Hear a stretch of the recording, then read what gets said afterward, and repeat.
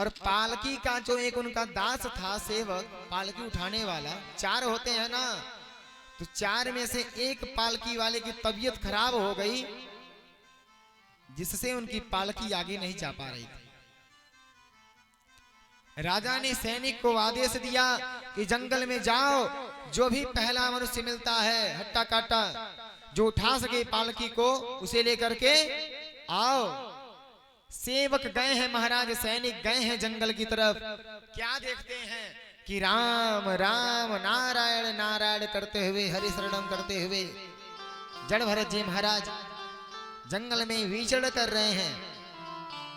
और जैसे ही सेवकों ने देखा, जड़ भरत जी को बुलाया, महाराज चलिए, राजा ने बुलाया आपको। जड़ भरत जी संत आदमी, जो भी कुछ कहता था, हाँ ठीक है चलो, निकल पड़े। आए सेवकों के साथ, और सेवकों ने कहा पालकी उठानी है, पालकी उठाओ। हरि इच्छा, भगवान की यही इच्छा, यही करते हैं। पालकी को उठाया महाराज और कंधे पे रखा। अब पालकी आगे बढ़ गई, थोड़ी दूर गई, चींटियों का झुंड जा रहा था रास्ते से। अब भाव देखिए उनका कहाँ है, जड़ भरत जी का। चींटी इतनी छोटी छोटी होती है ना, उसका झुंड जा रहा था जमीन पे। जड़ भरत जी की नजर पड़ी और यो गजब का छलांग लगा दिया, पालकी लेकर के कूद गए। और जैसे ही पालकी लेकर के कूदे महाराज, राजा रहुगढ़ पालकी में बैठे हुए थे और उछल गए वो।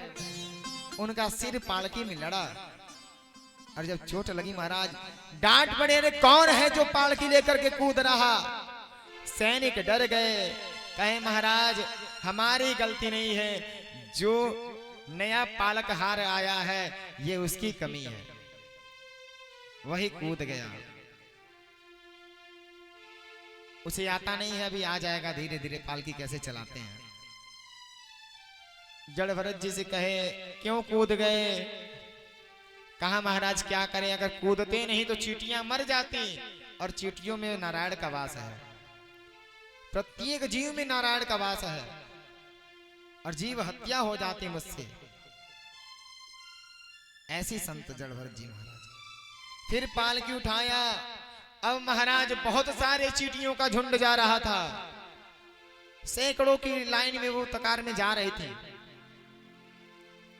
जड़ भरत जी ने देखा चींटियों को, और महाराज उस समय 4 कदम और कूद गए, पालकी लेकर के 4 छलांग लगाई।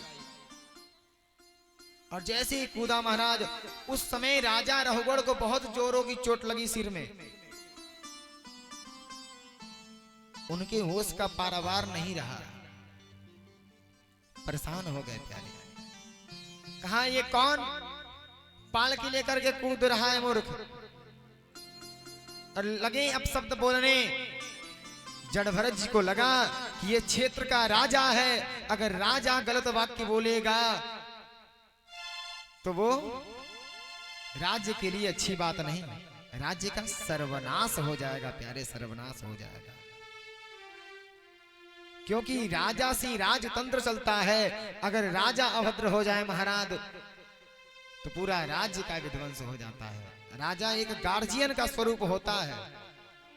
राजा बढ़िया मिल जावे ना तो सब कुछ बढ़िया हो जाता है, परमात्मा का भी दर्शन होता है। और राजा रहुगढ़ ने जब डांटना शुरू किया, कौन ये पागल है, कौन मूर्ख है जो पालकी लेकर के कूद जा रहा है, उसको पालकी लेकर के चलने तक का ढंग नहीं है, कैसे चलते कैसे हैं, रास्ते पे चलने नहीं आता है इस मूर्ख को। जड़ भरत जी महाराज कहे, ऐ राजन रुको रुको रुको, किस मूर्खता की बात करते हो, कौन हो तुम, स्वयं का ज्ञान है, बोल कौन रहा है, चल कौन रहा है। अगर तुम बोल रहे हो तो वाक्य जा किधर रहे हैं, दिखते कैसे हैं। तुम्हारा शरीर बोल रहा है तो उसमें चोट कैसे लग रही है। रोक लो ना, शरीर तुम्हारा है, रोक लो।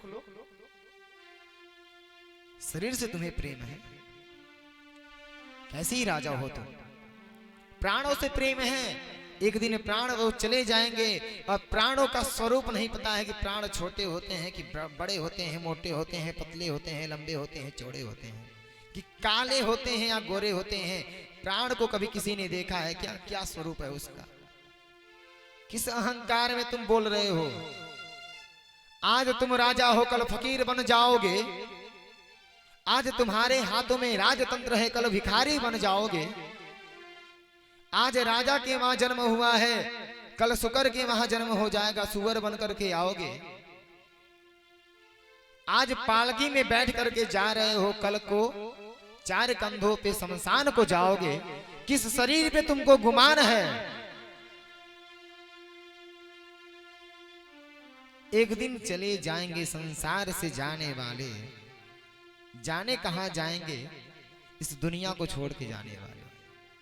किसी को पता है क्या जब प्राण निकलते हैं तो कहां जाते हैं? केवल कर्मों के अनुसार तो जन्म मिलता है, परंतु कहां जाते हैं किसी को पता नहीं है। चार संत इसी कलिकाल की इसी समय की घटना है महाराज।